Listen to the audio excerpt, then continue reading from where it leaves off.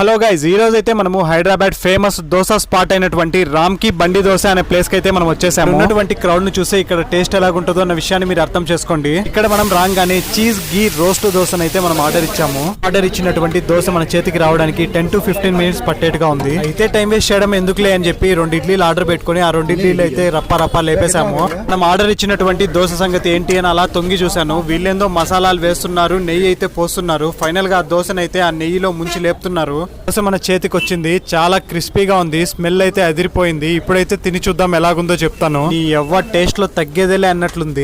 మామూలుగా మాడిపోయిన దోశలే 1/2 డజన్ లేపుతాము. మరి ఇంత టేస్టీ దోశ మన చేతికి వస్తే మనం గమ్మునుంటామా? ఇమీడియట్ గా మరొక దోశ అయితే ఆర్డర్ ఇచ్చేసాము. ఏందో మసాలాలు అయితే వేస్తున్నారు, నెయ్యి అయితే పోస్తున్నారు. ఫైనల్ గా దోశలను అయితే నెయ్యిలో ముంచి లేపుతున్నారు. ఇవి ఇంత టేస్టీగా ఉండడానికి ఇదే రీజన్ ఏమో. ఫస్ట్ ఇక్కడ రాకముందు బండిపైన దోశలు అంటే ఏదో లైట్ తీసుకున్నాను. ఇక్కడ లైవ్ గా టేస్ట్ చేస్తే మైండ్ అయితే పోయింది. రామ్ కి బండి ఫుల్ వీడియో అయితే మన యూట్యూబ్ ఛానల్లో నేనైతే అడ్రస్ తో సహా అప్లోడ్ చేశాను. ఫుల్ వీడియో డీటెయిల్స్ కోసం మన యూట్యూబ్ ఛానల్ ని చెక్ చేయండి. Thank you for watching Garuda vlogs 7.